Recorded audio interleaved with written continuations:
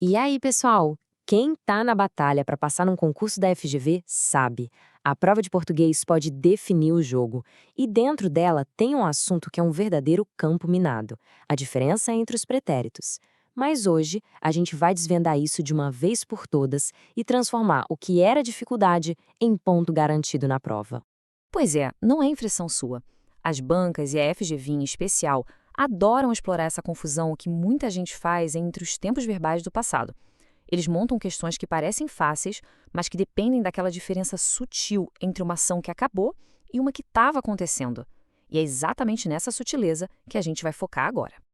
Então vamos lá, vamos entender a raiz do problema. A ideia aqui não é só decorar um monte de nomes, sabe? É pegar a lógica por trás de cada tempo verbal e entender por que o passado tem tantos detalhes. Pensa comigo. O presente é, bom, o presente, um ponto ali. Já o passado se divide em várias gavetinhas. Tem o perfeito, o imperfeito, o mais que perfeito. E é justamente por ter tantas divisões que ele vira o prato cheio para os examinadores testarem quem realmente está com a gramática na ponta da língua. Tá, mas e se eu dissesse que existe um jeito muito mais simples de diferenciar os dois? Uma chave que destrava essa porta? A boa notícia é que ela existe sim. E o segredo está todo em saber diferenciar o que foi completo do que foi contínuo. O nome técnico para isso é aspecto verbal. Parece complicado, mas é bem simples na verdade. O aspecto perfeito olha para a ação como uma coisa fechada, que acabou, ponto final. Já o imperfeito vê a ação como algo que estava rolando no passado, sem um fim bem definido. E aqui vem a grande sacada, a virada de chave. Tudo fica muito mais fácil quando a gente lembra da origem da palavra. Perfeito vem do latim e significa completo, feito até o fim. Se a ação no passado foi completa, com começo, meio e fim, pronto, o tempo é o pretérito perfeito. Simples assim. E isso nos leva para uma analogia que, olha, é poderosa. A ideia da foto contra o filme. Pensa no pretérito perfeito como uma foto, um clique, um instante que foi capturado e acabou. Já o imperfeito é o filme. Ele mostra a cena acontecendo, com duração, um hábito que se repetia. Guardem bem essa imagem, porque ela vai ser a nossa principal ferramenta daqui para frente. Beleza, então vamos analisar primeiro a foto. Como é que a gente identifica essa ação pontual, finalizada, no meio de um texto de prova? O pretérito perfeito é o flash da câmera, sabe? Ele captura um evento que já aconteceu e terminou. Ele não está preocupado em descrever o cenário ou falar de uma rotina. Ele só informa: olha, isso aqui aconteceu e ponto final. Olha só esse exemplo clássico. Ontem eu joguei bola. A ação de jogar bola aconteceu e acabou ontem. É uma foto do meu dia de ontem. Não dá ideia de continuidade. É só o registro de um fato que foi concluído. Agora, vamos mudar a lente, vamos olhar para o filme, que é o pretérito imperfeito. E aí a gente vai ver como a perspectiva da ação muda completamente. Aqui, a gente não está mais falando de um clique.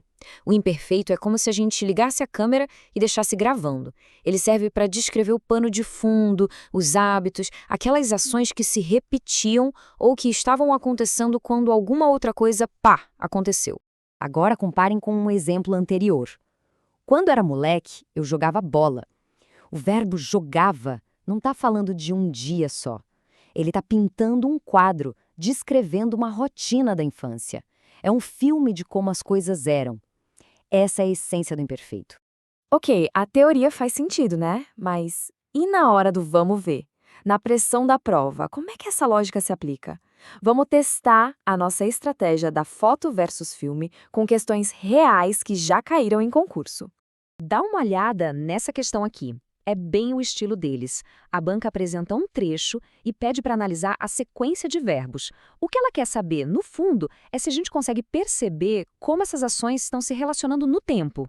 Vamos dar um zoom só nos verbos. Apontou, abriu, coou, passou. Agora vem a pergunta de R$ 1 milhão. Isso soa como uma série de fotos ou como um filme contínuo? A resposta fica óbvia, né? Cada verbo descreve uma ação que acaba para a próxima começar, como se fosse uma sequência de cliques de uma câmera. Primeiro, apontou, acabou. Depois, abriu, acabou também. São ações pontuais, uma atrás da outra. Isso é a cara do pretérito perfeito. A alternativa correta, claro, era a que identificava isso. Agora vamos ver a coisa por outro ângulo. Nessa outra questão, a banca fez o caminho contrário. Deu vários verbos no imperfeito e pediu para a gente achar o intruso, aquele que não pertence ao grupo. Analisando as opções, a gente encontra os verbos havia, estava, era. Todos eles estão descrevendo um estado, um cenário, uma situação que durava no passado. É o pano de fundo do filme, sabe? Eles não representam uma ação que começou e terminou de repente. E aí, no meio deles, a gente acha a exceção. Entrou. A ação de entrar é pontual. É um clique, uma foto, no meio de um filme que estava rolando. Esse é o verbo no pretérito perfeito, se destacando dos outros e mostrando exatamente o que a banca queria testar. Entender de vez essa diferença dá uma vantagem competitiva enorme. Deixa de ser um chute, um jogo de adivinhação e vira uma análise lógica, rápida e certeira. Então, a estratégia para levar para o dia da prova é essa aqui, bem simples. Passo 1. Leia a frase e ache o verbo. Passo 2. Se pergunte, a ação é uma foto, pontual, concluída? Se for, é perfeito. Passo 3. Ou será que é um filme, contínua, um hábito, um cenário? Aí é imperfeito. É uma ferramenta de análise que não falha. Com essa clareza sobre o pretérito, uma das áreas mais traiçoeiras da gramática fica dominada. E aí fica a pergunta, né? Se uma analogia simples como essa pode destravar o passado, que outras dificuldades da nossa língua portuguesa estão só esperando a gente olhar para um ângulo diferente para serem conquistadas também?